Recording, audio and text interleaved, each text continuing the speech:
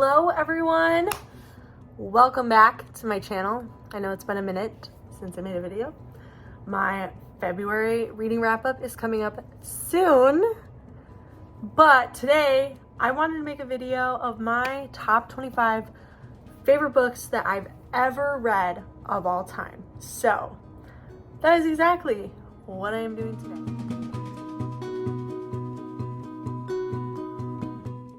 3 of these books are ones that I do not own. I either got them from the library or listened to them on audiobook.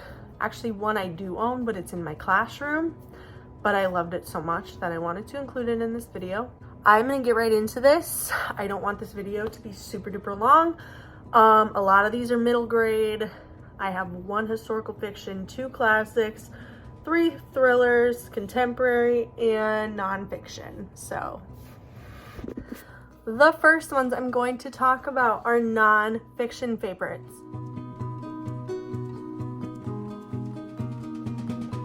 The first one I am going to talk about is the audiobook that I recently finished, and that is I'm Glad My Mom Died by Jeanette McCurdy. Wow, I listened to this all the way through yesterday. Jeanette McCurdy is the voice of the audiobook, and like she just did a fantastic job of telling her story. Like, if you're gonna read this book, I recommend the audiobook. Like, so good. She's a great actress, and like you can tell when she's talking about someone else than like herself, and it's just amazing. And I loved this book so much. Definitely read the trigger warnings before you read this book, because she reveals some very heavy things, and yeah. Next one, I read this in high school. This is like the first nonfiction book that I read willingly and for like pleasure, because I really wanted to read it, and that is Mary Poppins She Wrote. If you are familiar with the movie Saving Mr. Banks, it is about how Walt Disney got the rights to Mary Poppins from the author P.L. Travers, and it took a lot for him to convince her to sell him the rights, but they don't really show that much in the movie. Like, you need to read the book to really understand why P.L. Travers had such a protective like way with Mary Poppins, because she was more than a character to her, and like I feel like the movie doesn't show that as well as this book tells you, and I just recommend everyone to read this. This was like the first biography I ever read, like for fun, and it's stuck with me. I think I read this my junior year of high school, and like it's literally been stuck with me ever since. If you love like Walt Disney and Mary Poppins and all that, you definitely would enjoy this book. Next is Wild by Cheryl Strayed. My fiance got me this for Christmas 2 Christmases ago, and I read it like as soon as he got it for me. We watched Gilmore Girls together, and he knew that this was like a book they referenced a lot in Gilmore Girls, so he got it for me, and I read it, and I had like no idea what it was about, but basically it's about Cheryl Strayed, and she was like getting over some hard things in her life, so she took a hike from Oregon to Washington State on the Pacific Coast Trail, and it was just a lot. Like, she experienced a lot. It like changed her life, and she learned a lot on that way, and a lot of life lessons, and she met people, and it's just her experience on the Pacific Coast Trail. And I really liked this book, and I did hybrid reading, so I would read it and listen to the audiobook, and the audiobook for this is also very great. The next book, I read this for my autism class in college, is The Reason I Jump by Naoki Higashida. Please do not yell at me if I butcher that name. I don't know how to say Japanese names, but this is about a Japanese boy who has autism, and it's a 13-year-old, and he like answers all the questions and clears up any like misconceptions people have about autism. So this whole book's like an interview, and he's answering questions, and I read this in one sitting. It's not a very big book, but like it is so good. If you're in the education field, you should definitely read this because it is so insightful and it's very like eye-opening. The last book in the nonfiction books is I Wish My Teacher Knew by Kyle Schwartz. Oh my gosh. If you are an education major, a teacher, a student teacher, a teacher's assistant, anyone who works with kids and students, you need to read this book. It is so good. I've read it 2 times. One for a book club and just on my own in 2020. And I don't know if you can see, but there's a lot of highlighting that I did in this book because it just really spoke to me, and I found a lot of things in here just like interesting. So I don't annotate books, but I do highlight things, and I sometimes will write little notes, but I don't really go as far as like tabbing my books. But this one, so good. I think I've nearly highlighted almost every page.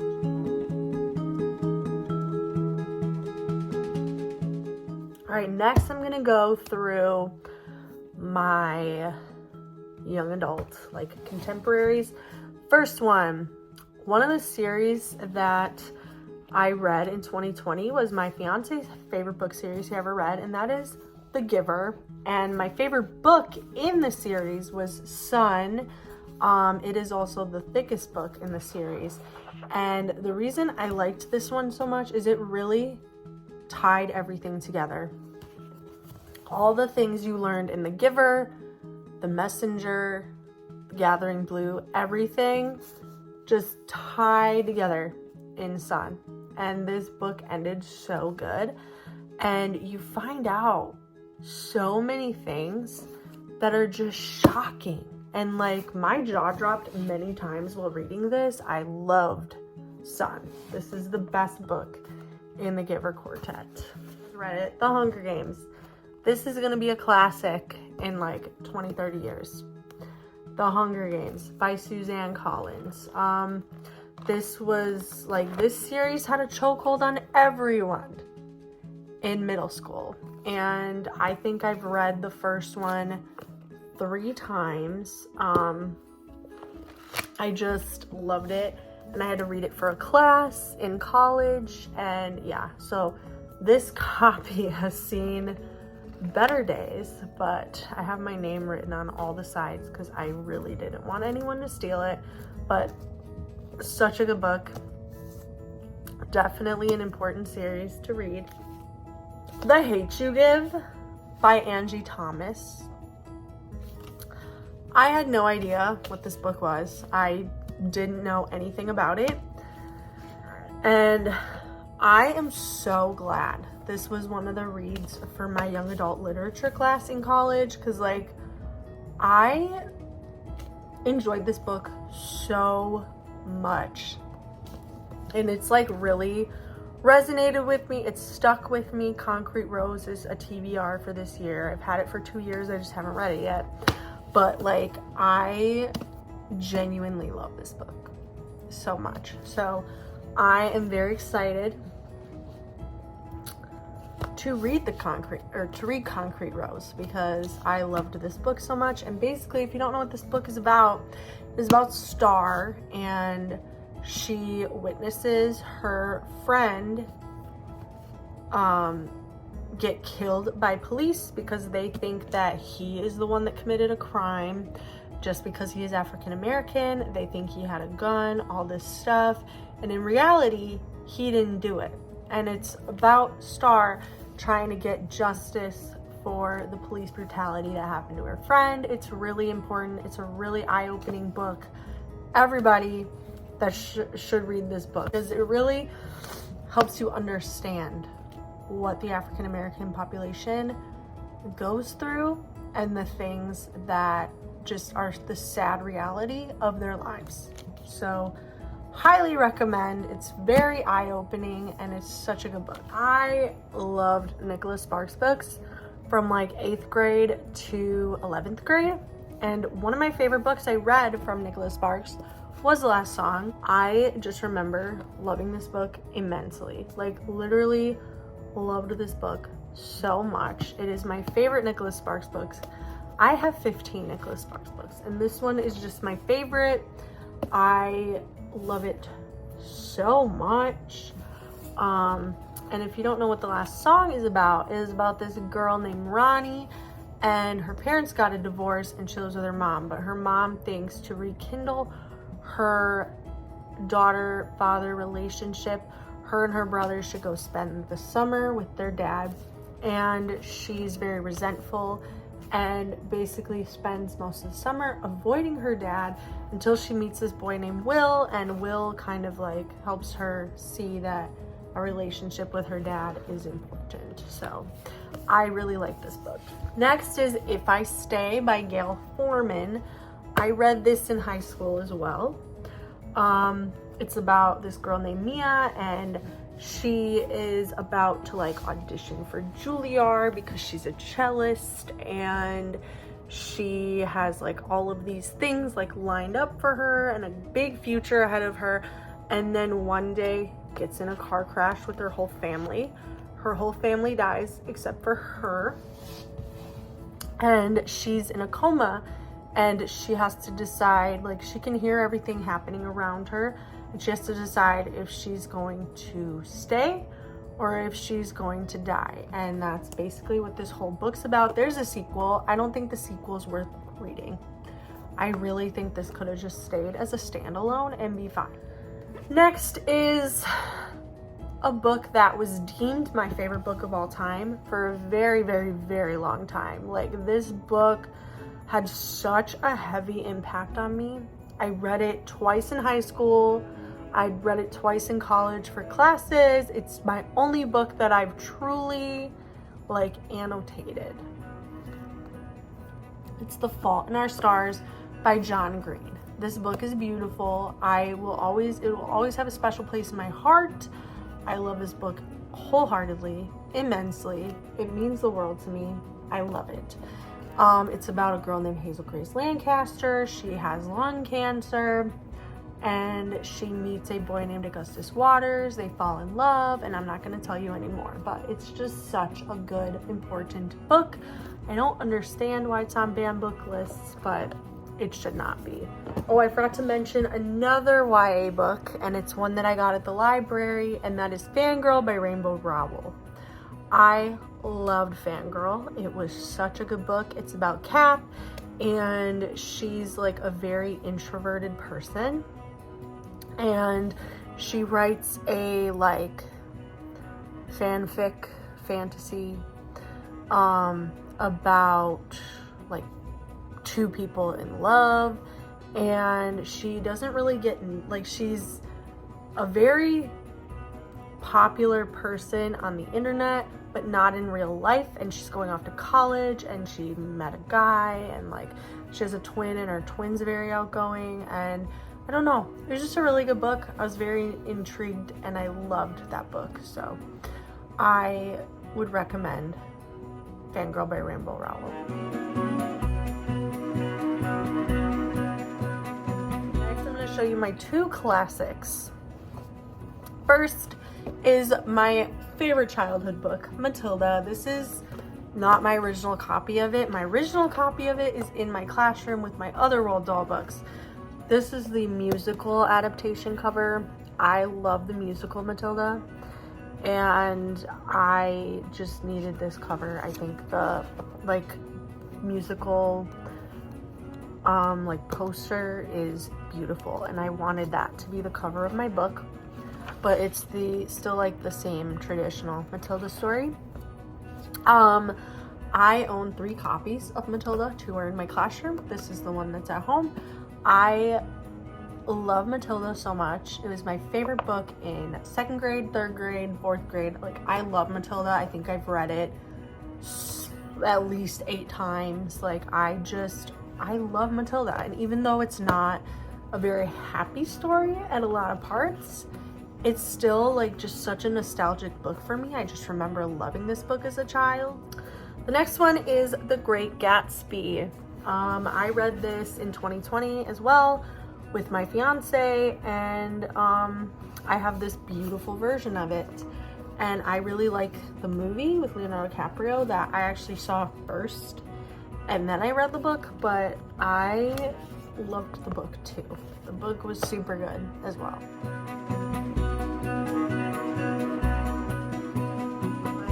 Next one is my only historical fiction that's on here. I read this last month in January, and that is Kite Runner by Khaled Hosseini. And I really liked this book. It gave me a big understanding of like what actually like goes on in Afghanistan with the Taliban, and it's basically about this boy, and he tells his life story from the time he was a little boy in Afghanistan till the time that he was in America coming back to Afghanistan when the Taliban took over, and just like the things he witnessed. And this book changed me. Like, my fiance bought me this book because it was one of his favorite books he read ever, and it took me forever to pick it up, and I finally did, and wow, like, stunning. This book is stunning and like just leaves you like stunned.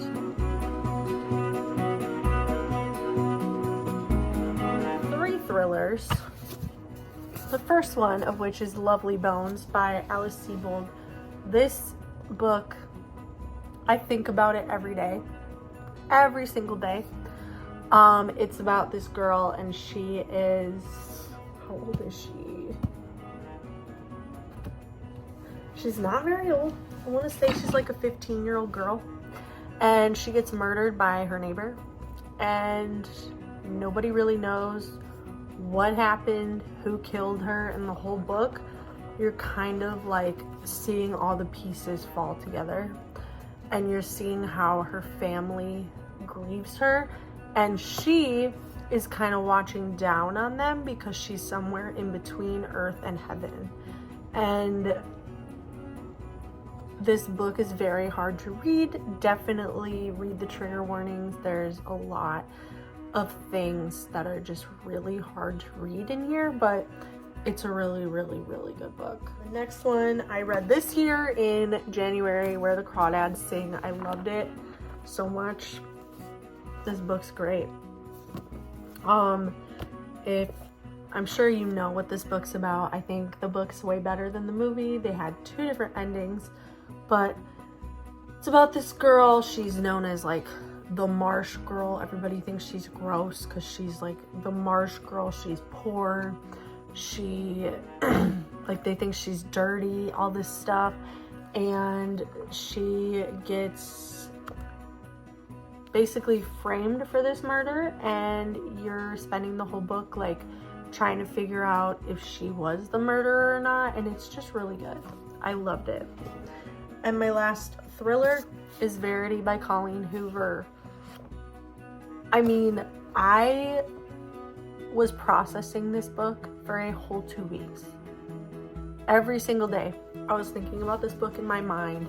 I read the bonus chapter, and like, there needs to be a sequel. Like, Colleen Hoover, what the heck? I need a sequel to this book. Like, that's all I have to say. I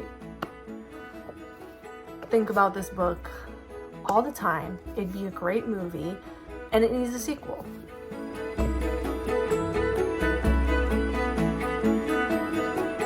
My last stack is a big one. It is all my middle grade, and the last one I want to talk about, that was one that I don't have with me at the moment, but it is in my classroom, is Wish by Barbara O'Connor. Such an important story about a girl who is adopted, and she's like she's in foster care, and she's trying to find her way and just really navigate life as a foster child. And she's in a more poor family, and she sees all these kids at school that like have so many things, and they have a family, and every single day she makes a wish until her wish is granted. And it's just a really good book, and it's really heartfelt. It just felt like a warm hug reading it. I loved Wish by Barbara Oak. First two kind of go together. It is Wonder by R.J. Palacio and Whitebird by R.J. Palacio. Now, Wonder is about Augie Pullman. I read this book 3 times. I annotated it for a class. You can still kind of see my annotations in it. I bought second versions of all of these for my classroom because I needed these at my house. Wonder's about Augie Pullman, and he's going to public school for the first time. He has a facial deformity. His parents have always been really nervous about sending him to a school. They're like afraid he's not going to make any friends. He's going to get bullied. And it's basically about him navigating school while there are troubles like bullying and finding friends. And then so this book's really good. I loved it so much. Such a page turner. And then Whitebird is from the same Wonder like universe, but it is a graphic novel about one of the characters in Wonder's grandma, and she's telling them her Holocaust story, which is all about like kindness and sacrifice. And like this book I've read 3 times and I cry every single time. It's so good. Such a beautiful story. Next, Harry Potter and the Prisoner of Azkaban. This is my favorite Harry Potter book. I read the whole Harry Potter series for the first time in 2020, and I just love Prisoner of Azkaban. Hagrid's my favorite character, and we meet Hagrid in this book, and I just love the story of Prisoner of Azkaban best. I am one of the minorities of the Harry Potter fans who does not like the movies. The next book is Refugee by Alan Gratz. I had to read and annotate this book for a class, and this book's super good. It's told in 3 different perspectives in 3 different timelines that all make sense in the end, but I will kind of show you how it's split up. So the first point of view we have is Josef, and he is from Berlin, Germany, trying to escape Berlin during the Holocaust. So his timeline takes place in 1938.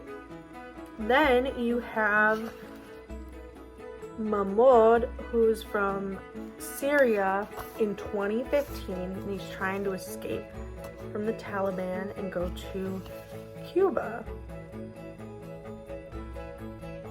And then you have Isabel, who's in Cuba, and she is trying to escape to America in 1994. So they're all kind of going to each other's places, and it just kind of makes sense in the end. But it's 3 very compelling stories of these 3 individuals during their whole separate timelines. I loved this book so much. Alan Gratz is a great storyteller. This was my first time reading one of his books, but I've since read more, and I love every single one that I read. And then I have Out of My Mind by Sharon M. Draper, and I just finished Out of My Heart by her, so that will be in my February wrap-up. But this is such an important read. I read this for the same class and had to annotate it. It's about an 11-year-old girl named Melody, and she is non-verbal and has cerebral palsy. So people have always like just made judgments about her, like she's dumb, she doesn't really have a brain, she's not smart. They think she's not really a person just because she can't talk, and really she's like this magnificent person. She's super smart, and it's all about her trying to like really prove herself and find her voice and tell people like, hey, I'm actually smart, I just don't talk. And it's a really good book. And then the last one is The Curious Incident of the Dog in the Nighttime. It is about Christopher, and he is 14, and he is autistic and witnesses his neighbor's dog like dead with like a pitchfork stuck in him, and he doesn't know who did it, and he's trying to figure it out. But while he's trying to figure that out, he's discovering a lot of like family secrets and secrets about the neighborhood that he just did not know. So it's really good, and that's why it's called The Curious Case, because he wants to know about the dog and he's finding out so many other things. That was my top 25 favorite books of all time. I really hope you enjoyed this video. It was a lot of work, and editing is gonna be a lot of work, but thank you so much for watching. Stay beautiful. Bye.